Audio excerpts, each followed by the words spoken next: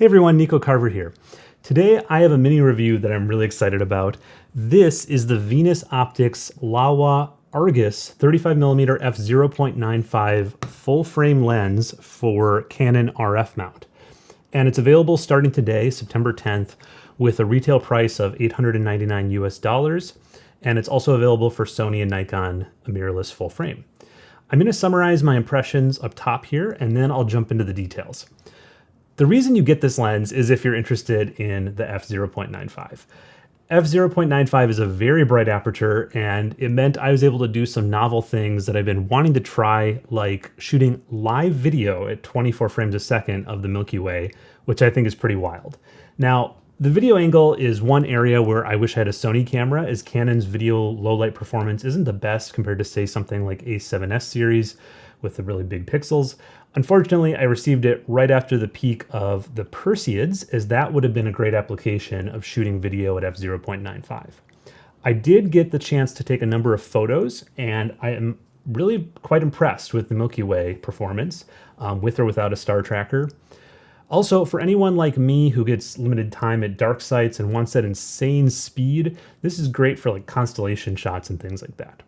Now, the downside of very fast focal ratios on lenses is usually there's some trade-offs in terms of you get more extreme vignetting, and the star performance, especially away from center, you get a lot of sort of weird aberrations that you can only usually get rid of by really stopping down the lens, but that sort of then defeats the purpose of the insane speed. So I'm going to talk about all these details, but before I do, let me just say that if you're interested in purchasing this lens, I'd encourage you to purchase it from my friend Noah Buchanan at Hunt's Photo and Video, and I'll put his email in the description and right here, and you can just email him to get set up to buy the lens. And this copy is a sample copy that Venus Optics has lent to me. I'll have to sadly send it back soon here. But I really appreciate that they sent me this to check it out for Astrophotography. Okay, let's jump into the details now. So as I mentioned, the headline feature of this lens is, of course, that it has a very bright, wide open aperture. f/0.95 is more than a full stop brighter than f/1.4, meaning to achieve the same brightness across the scene at 1.4, you'd have to expose for twice as long. That's what a stop means. And so it's why we call these lenses faster. And I think the Laowa is a pretty unique lens on the market compared to all the other ultra-fast wide lenses we've been seeing, because most of those have been limited to an APS-C image circle, while this one is a full frame 35mm lens. If you do follow lens news like me, you might be wondering, why are we seeing suddenly all of these faster than f1 lenses? And it has to do with the move to mirrorless camera bodies, because the mirrorless cameras have the much shorter flange distance, which means we can get faster lenses.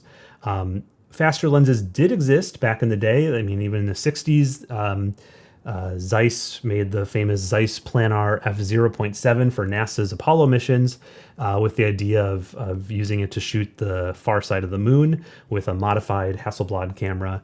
And then a little bit later on, one of the 10 copies that Zeiss made for NASA was purchased by director Stanley Kubrick to make his film Barry Lyndon, where he was the first to film scenes completely by candlelight on film stock, which is, I think it was ISO 100. And so anyways, why am I telling you all this? Well, I'm a bit of a camera and camera lens nerd, and I've always been fascinated by that NASA Kubrick connection. And this is why when I got to talking to Venus Optics through my friends at Hunt's Photo and Video, I was really interested in these ultra-fast lenses that they're making, because I always thought it'd be really cool to do astrophotography video of the night sky that sort of better approximated really being there with a wide angle lens and getting the feeling of the actual stars twinkling from the atmosphere and everything like that. And I gotta say, this lens really delivered. I do wish my camera was a bit less noisy, because you can see some noise there, but I definitely see the potential for these clips, because they're a more immersive way to show off a location and what it really feels like to be there under a dark sky. Especially in this Milky Way one, is that's just how the star clouds and Lagoon Nebula look like, in my opinion, from a sort of dark Bortle 3 zone, and that's where this was shot. In terms of photo performance for astrophotography, I think it will mostly appeal to those that shoot a lot of Milky Way, or aurora, or meteor showers. 35 millimeters is really wide enough on full frame that you can fit in a lot of the sky, full constellations like Cygnus here, or the whole Milky Way core area with Sagittarius, or from Cassiopeia to the Andromeda Galaxy as I did here. And personally, this wide, I look at the whole picture and I don't care so much about zooming in on the corners.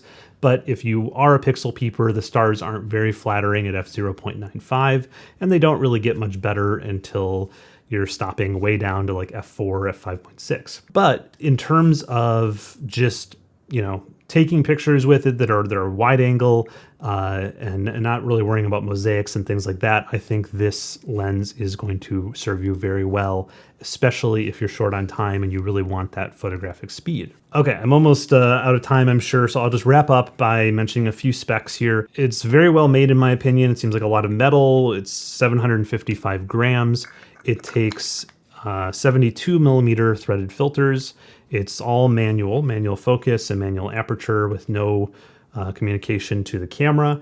It does seem to have a permanently attached metal lens hood. There is plenty of room for a lens warmer around the focus ring, which does turn very nicely. And then lastly, the iris can be in declicked or clicked mode, which I think is pretty cool. There's a little switch there. Well, that's it for this 5-Minute Friday. I might return to the lens in a future video when I eventually get to a shootout at this focal length of 35 millimeters, but I'm still working my way up to that. So far I've done a shootout at fisheye, 14 millimeters, so there are a couple more shootouts to go before I get to 35. This has been Nico Carver, nebulaphotos.com. Clear skies, everyone.